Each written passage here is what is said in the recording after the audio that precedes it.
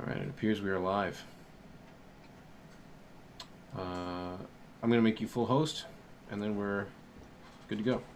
Okay, sounds good. All right, well, thanks for setting this up. Yeah, of course. Have fun.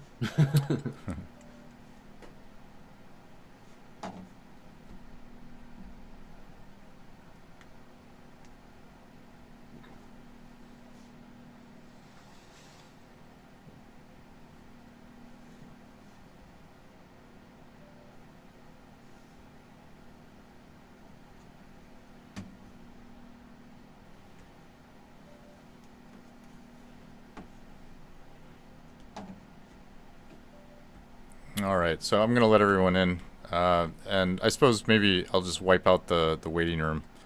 Just turn it off completely. So thanks. I'll let you know how it goes later.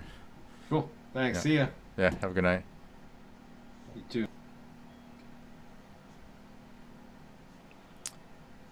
Hi, everyone. Welcome, welcome, welcome. You all are up so late. I feel it's past my bedtime.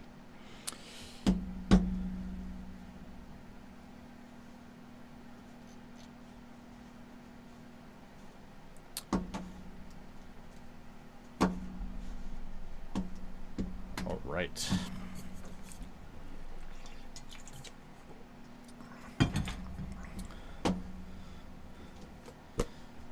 So, welcome everyone. My name is Ramon. I hope to run into you in person at some point. I will be talking about sort of Balinese gamelan and sort of American gamelan for the next hour or so. How many of you have heard live gamelan music in person? Nobody? All right, well, maybe that'll change sometime. There's actually a fair number of groups in the Boston area that play. There's one Balinese gamelan at MIT. There's one at Holy Cross.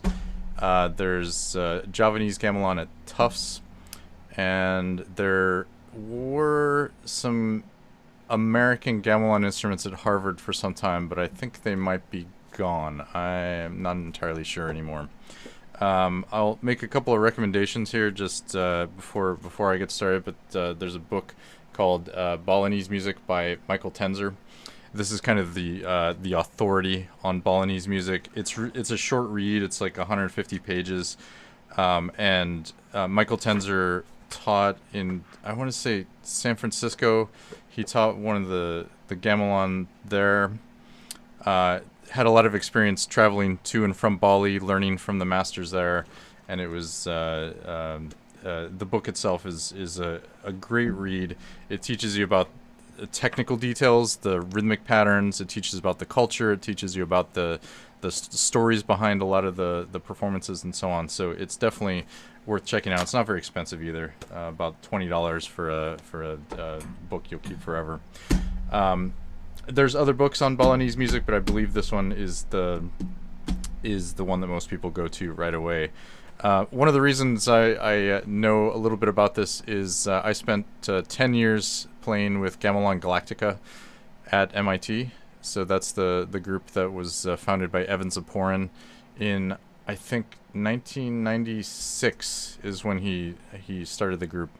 I joined it around 2004 in September, and I played for about 10 years before I got too busy with other things and just had to step away from it. But it was probably about the most musical I had been in a long time. It sort of got me back into performing. It was a very worthwhile experience.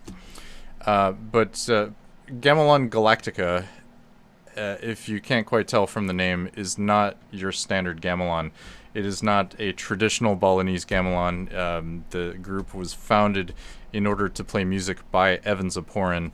Evan Zaporin's an American composer. He's an experimentalist. He's played with Philip Glass and Steve Reich and a bunch of other artists. He's one of the founding members from Bang on a Can. And so the group was experimental from the get-go.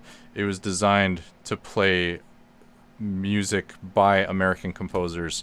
At the same time, we were grounded in the music of Bali, and so we did play traditional music. We worked with dancers. We did pretty much everything. The whole experience was a bit of a whirlwind for me. I joined in 2004, and I joined in September, and by November we were playing a concert in Carnegie Hall. So it was like a huge, stressful and powerful experience for me. By summer of 2005, we were touring Bali. We played, I want to say, 4 or 5 shows in Bali, and it was all over the island. But the whole group traveled there. We were touring with some of the other Balinese artists, and we played aside with really top-notch groups. Our last concert in I can't remember the name of the town. It'll come to me later. But our last concert during that tour, we played with a children's gamelan, and they just blew us out of the water. They were so much better than we were. They live and breathe this music, and we're, of course, amateurs. We most of the members of Gamelan Galactica were musicians, but not gamelan musicians from birth. So it was quite a thing. We played. One of the groups was like a Baltic style gamelan, and they were playing with all sorts of Western instruments, and of course that's what we were doing too. So it was really great to work with some of these artists. The group itself toured the United States several times while I was in the ensemble.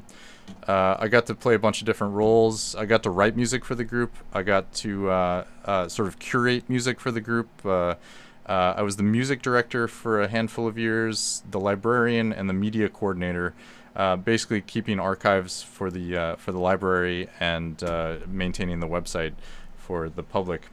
So I was deeply connected to this group for a long time, and it was a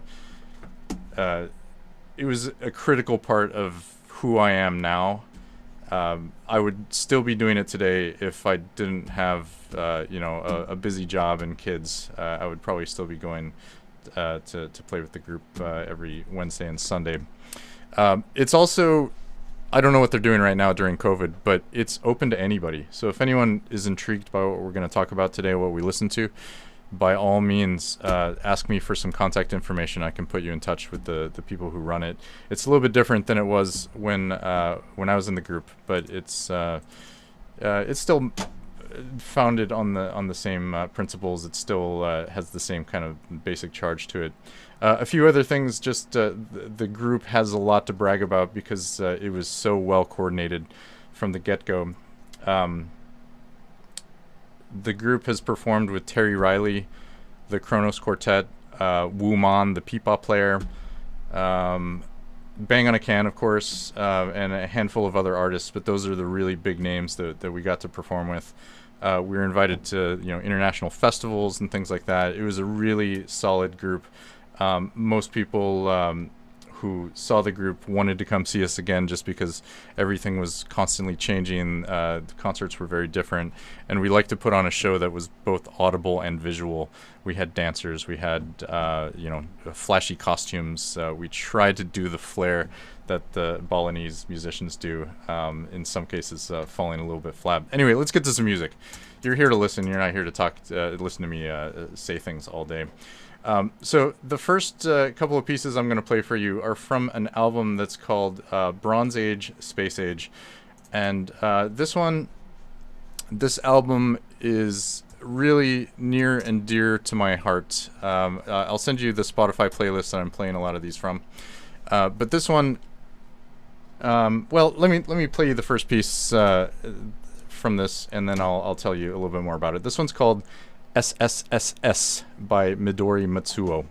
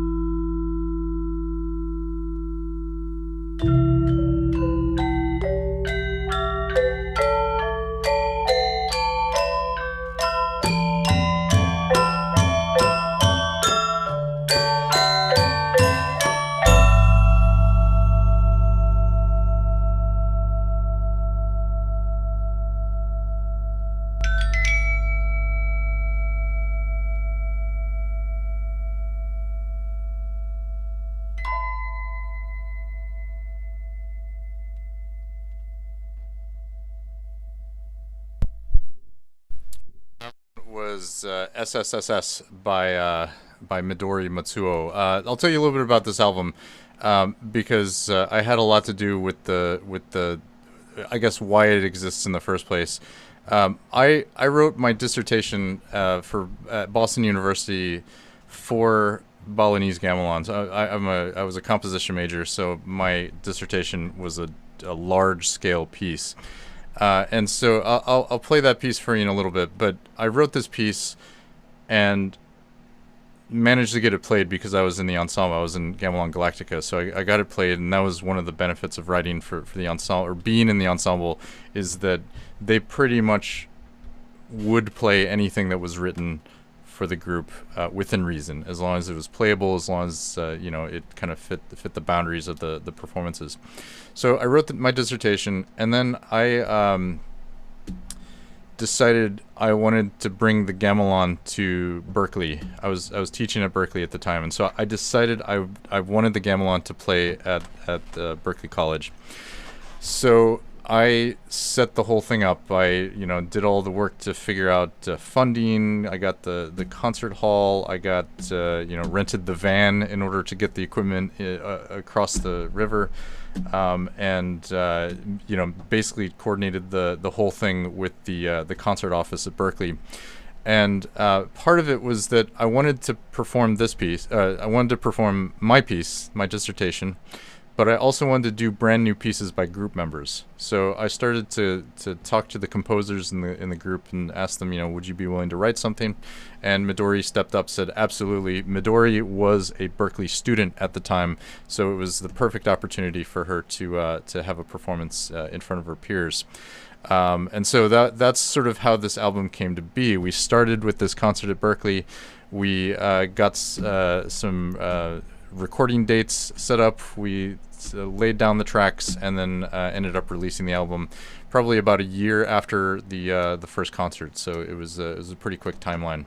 But SSSS was I think it was the only acoustic piece on the album. The rest of the pieces were electroacoustic. So let me move along to one of the other tracks on the album. This one is called Rice Combo, and it's by my wife. So I'll write the information here. This is Rice Combo, Pochan Wong. And this was the first piece she wrote for Balinese Gamelan as well. This one has some electronic components to it, and there was a time in both of our lives where we were completely obsessed with this book that's called Good Things to Eat as suggested by Rufus. Good Things to Eat as suggested by Rufus. It's a public domain book. You can find it on the Gutenberg Project, but it's recipes by a man named Rufus Estes, who was a freed slave, and he basically just outlines all these recipes that he learned while he was working as a pullman for the railroad. He traveled around the country, and he just picked up recipes all over the place. The book is really compelling. We found something in the words that he had written, so both of us were writing pieces that involved these things. Hers has, you can hear some of the words and distinguish them, but it's a bit of a dense texture generally throughout this one. I won't talk about it too much more, only to say this one also features some robots. It features the Heliphon, which if anyone has ever peeked into my office, it's in my office at UMass Lowell right now. It's an automatic glockenspiel, and you'll hear some tones that are not quite the gamelan, but not quite electronic either. Anyway, here's Rice Combo. I'll tell you a little bit more about the piece after you have a listen.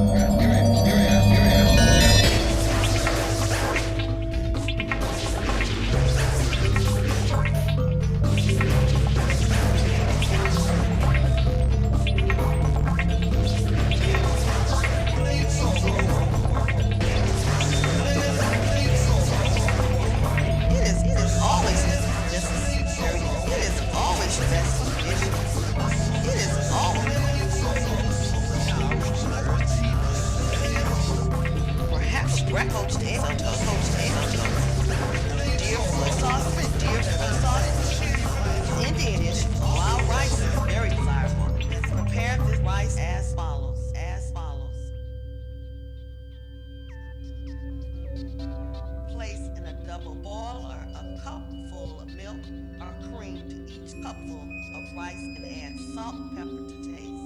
It requires a little longer to cook than ordinary rice, but must not be stirred. If it becomes dry, add a little milk from time to time.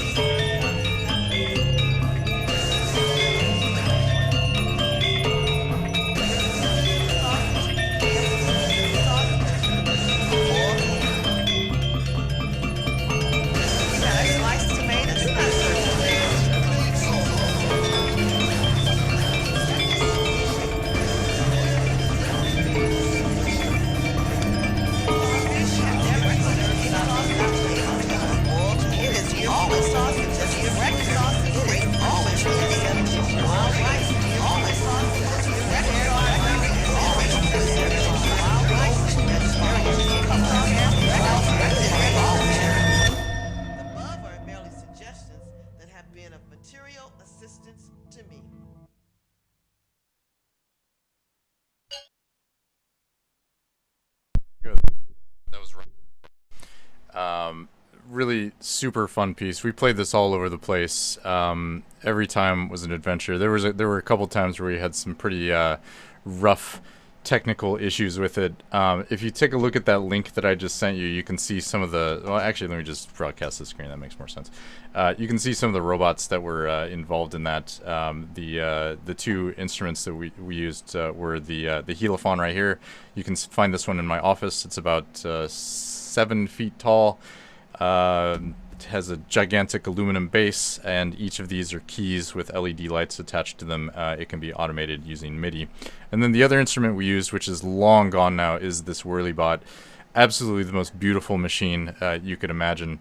Spinning tubes on this gigantic, it was like a 9-foot diameter. I want to say it was about 10 feet tall. It took about 2 hours to set up.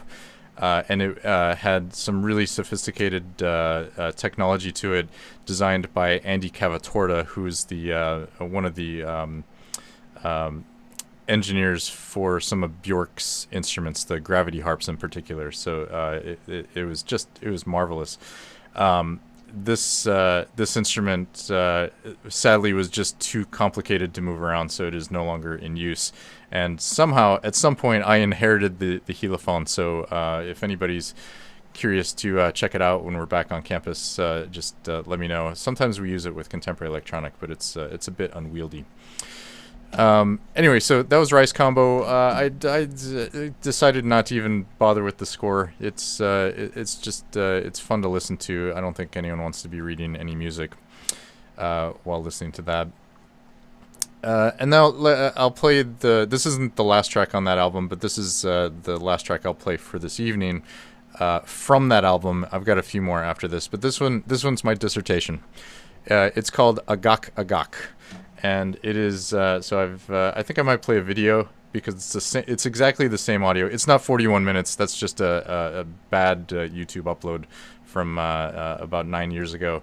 But it's called Agak Agak, and Agak Agak is a Southeast Asian cooking method where a whole family will go into the kitchen together, and they all just start making food. They don't have anything planned. It's all improvisatory. It's an improvisatory dinner. And then at some point, they just all decide together, hey, it's ready to eat. Let's go eat dinner. And it sounded like such a terrific premise for a piece of music. And so I made this in 5 movements. This was my dissertation, so I spent a long time working on this. It was a hard sell. I was at Boston University at the time, which is a fairly conservative music department. Most of the composers are writing things like string quartets, hour-long string quartets, or a symphony, or large-scale choral work. And so I had to convince the powers that be to let me write an experimental piece for Balinese gamelan. Fortunately for me, Boston University had just hired an ethnomusicologist, and that helped immensely. She was on my side from the beginning. She wanted to get ethnic instruments more involved at Boston University, and so this was a way at least to be somewhat connected to that. She was my third reader. That was Britta Highmark.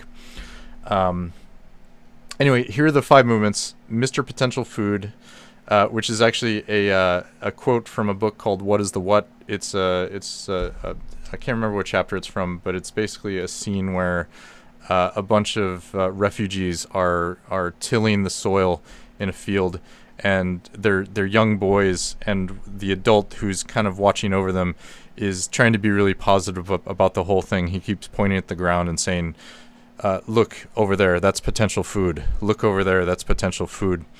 And so the boys start to refer to him as Mr. Potential Food. Mango Guava were my turtles, my pet turtles at the time. They're sadly no longer with us. Gamelanatron is just a silly name, so it has nothing to do with food. Stolen is a movement that I stole for myself. I wrote this piece for 3 clarinets, and then I repurposed it. But Stolen is also a German pastry, a Stollen, spelled a little bit differently with an umlaut, but it's a Stolen nonetheless. And then Chicken Gumbo Creole style, which is the recipe that's being read during that segment there. It's from the same book, Good Things to Eat, as suggested by Rufus. Anyway, I thought I'd share the titles here. This one's a big one, so I hope you have some 830 patience for this one. You can see the instruments right here, the Balinese gamelan. This is quasi slendro tuning. This was a set of instruments that was built specifically for a piece that Evan Ziporn had written, and it's the same instruments you heard in both Rice Combo and SSSS. The Western instruments that I included for this were the iwi, the electronic wind instrument, contrabass, and accordion, and eventually, I can't remember now. Does this recording have a guitar? It might have a guitar. I just don't remember. We added a guitar part eventually. The dissertation was actually written for violin instead of iwi. I couldn't get a violinist to play it, so a friend of mine, Eric Nugent, was playing with the group already, so we included him. And then the robots were the Helophone and the Whirlybot. There's a bunch of other instruments here as well. The software I used to compose it was Propellerhead Reason and Cubase, both of which I no longer use whatsoever. I thought I'd play the video for you in this case. It's not a live video, it's the recording, but it shows live footage from a couple of the concerts, and I'll say it's not my proudest video edit. It's one of my first, and I was kind of experimenting with what the software could do. It's the first time I ever used Adobe Premiere. So it's not great, but it'll show you at least a few things here. So here's, and I forgot to mention, these things here are conductor cues that we used in live performance. Let me turn that down a bit, sorry.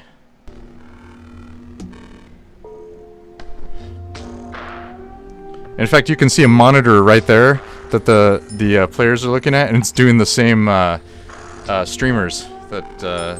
Oh, I'm sorry, I said Cubase. This is Digital Performer. Digital Performer.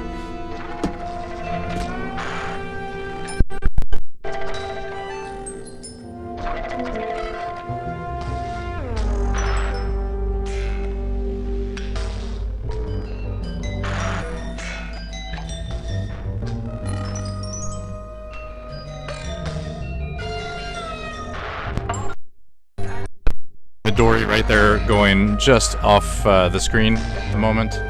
I'm the one playing the metronomic instrument.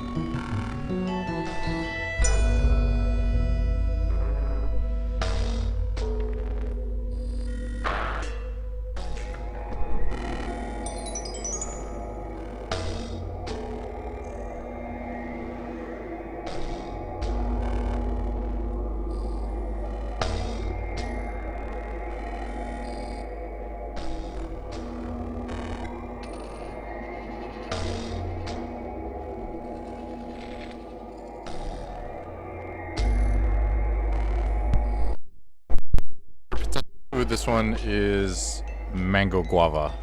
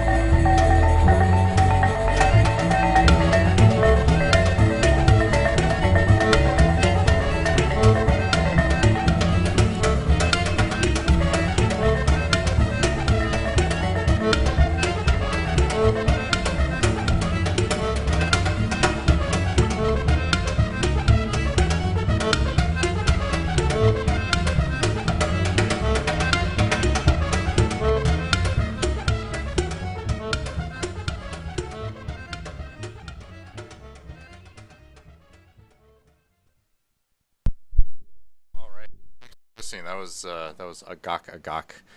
The double helix imagery, I don't know. I mean, I think they built the thing and then they looked at it. They said, "Hey, that's a double helix. Let's call it the heliphon." That's all I know. I had nothing to do with the building of that instrument, so I suppose I could ask them, but that would require effort. I don't know. I don't have a great answer for you. Sorry. Let's see. I don't know. I'm kind of where did this go? Where'd it go? I've got this other video that I think one of my goals as an instructor here at UMass Lowell is to help people break out of their shells a little bit. Sort of put yourself out there, especially right now since we're all stuck at home. Some of you were probably at my seminar last year where I'm trying to promote the idea of more live streaming and like getting over your fears of performing with a camera in your face. I have this thing that I'd like to share with you here. This was from the premiere of this piece. It was the world premiere of my dissertation. It was like really important to me, and we'd been practicing for ages. We're like totally solid on the piece. We felt good about it. It was at the International Festival of Arts and Ideas in New Haven, Connecticut, and we got rained out. It started to rain just horribly, and we were supposed to be playing outdoors, and so they can't. Mavis Staples was supposed to be performing, and her concert got completely wiped out. It was just gone. They moved us into a hall called Woolsey Hall at Yale, which was this horrendous cavernous room. It was great for the fourth movement because it was ambient, but it was terrible for Balinese gamelan, and that's where we ended up playing it. On top of that, doing the technical rehearsal before the concert went really horribly for me. So I don't know. I'm part of me is embarrassed to play this, and rightfully so. But everyone should see this. This was me trying to fix problems here right before we played this piece.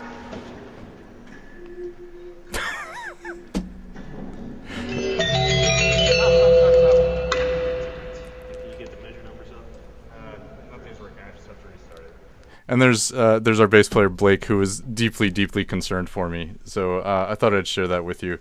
The camera was in. I didn't know the camera was in my face or anything like that. I was just struggling with all this stuff. Oh, thanks. Yeah. I don't want to see this anywhere else. I'm showing this to you. I'm getting ahead of this one in case somebody discovers it.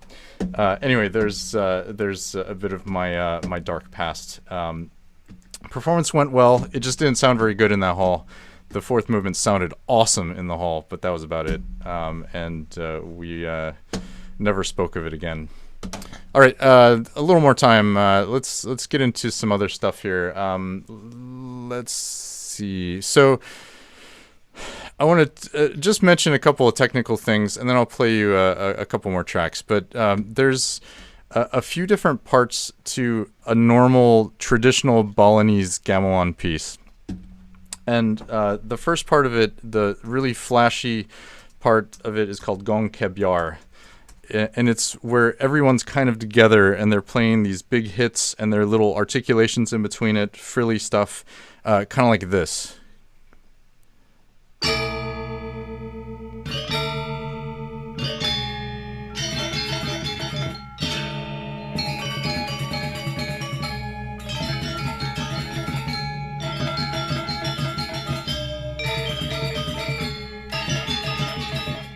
All right, so that's called the gong kebyar, and in fact, a group like the group at MIT is actually referred to as a gamelan gong kebyar. So an important part of the tradition. I have to look up the spelling for this next part here. There's kind of the main body of a tune, and it's called pengawak. Pengawak, that's right. So I wasn't typing that anywhere. So this next part after the gong kebyar is called pengawak.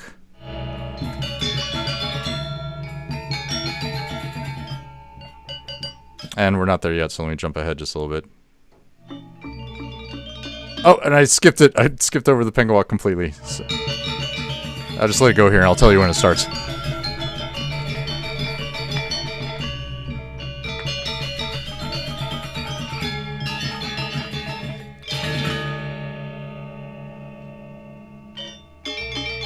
This is it right here.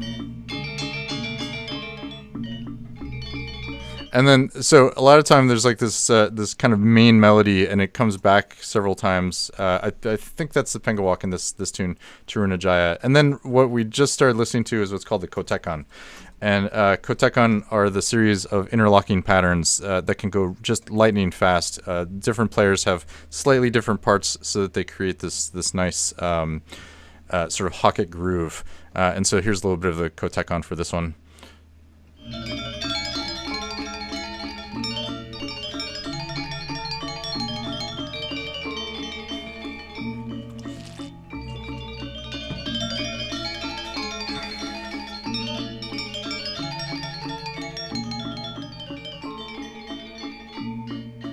And then you might have noticed that there's this like constant 16th note pattern thing happening.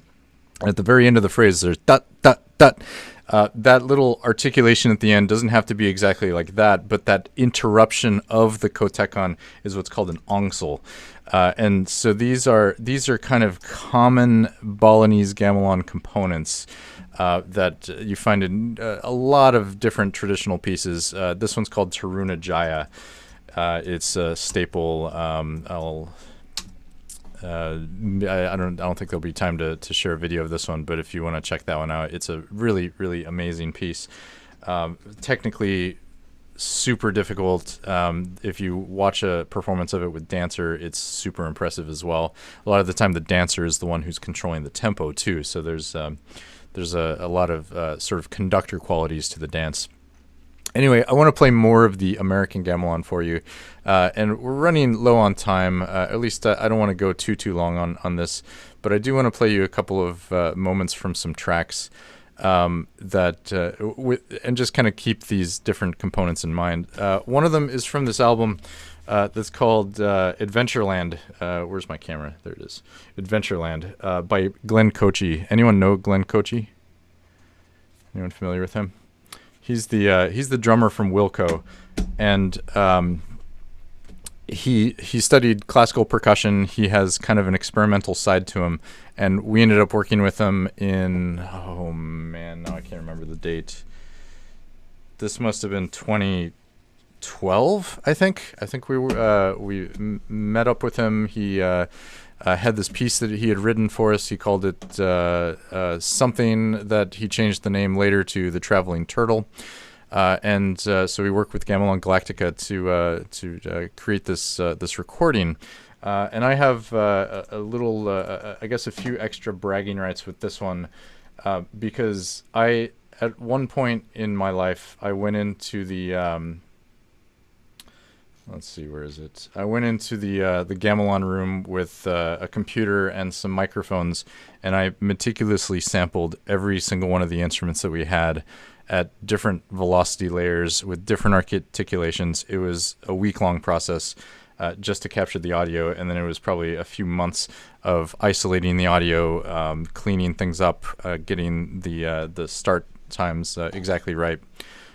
When we ended up working with Glenn Kochi, he wanted to include some samples of the gamelan in addition to the live performance elements, and so I was happy to provide them to him. And so my sort of my biggest claim to fame on with all these Galactica projects is in the liner notes.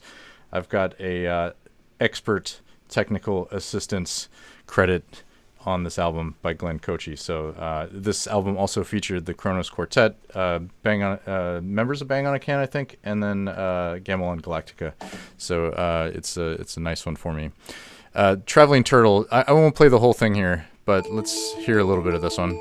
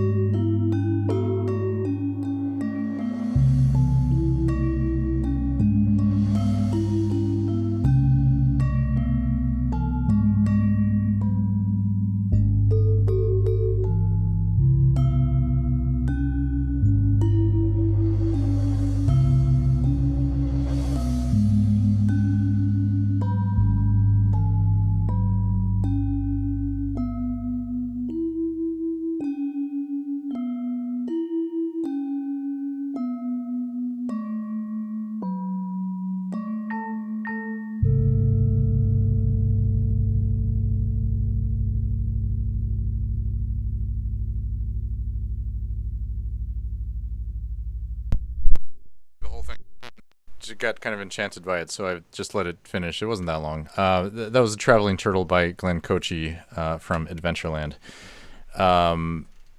Very catchy tune. Lots of cool counterpoint in it too. I'm going to finish with one last one here. I'm happy to answer questions afterwards if anyone is interested to hear more. This one is by Evan Zaporin. He's the founding member of Gamelan Galactica. I believe the year was 1996. And he was a transplant from California playing with a group called, I think they're called Sekar Jaya, Michael Tenzer's group. And anyway, Evan got a job teaching at MIT. He is still there doing wonderful things. And he wanted to start his own gamelan at the school. And so this is where Gamelan Galactica was born. But he started the ensemble specifically because he wanted to write a piece for the group, not to do traditional music. So this is called Tire Fire. It's a big piece. I won't play the whole thing. I'm going to play one movement from it, and I think I can't remember which movement I'm playing. Is it this one? No.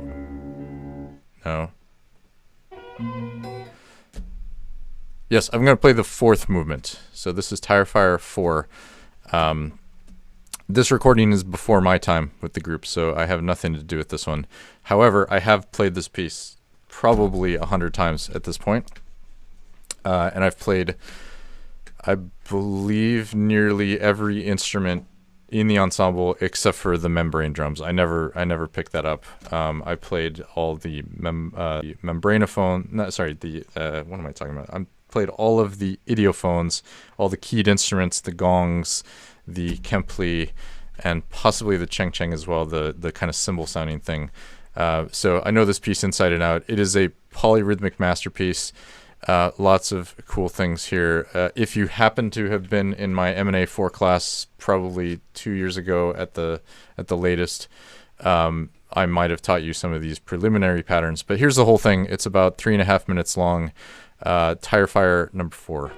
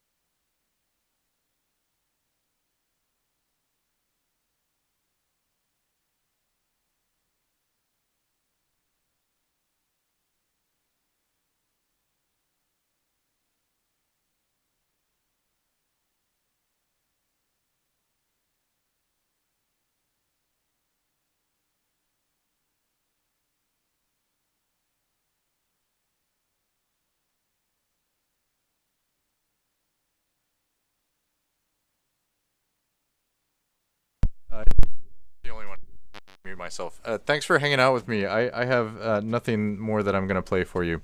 But if anybody has any questions, please feel free to stick around. I'm happy to answer some questions. If anyone wants to stick around to hear more, by all means, but I'm going to call it quits for the official Headphone Series event here.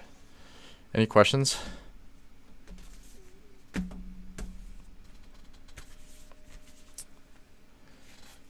Doesn't sound like it. Anyway, thanks. I'll see you all around. I hope you listen to some more gamelan along the way.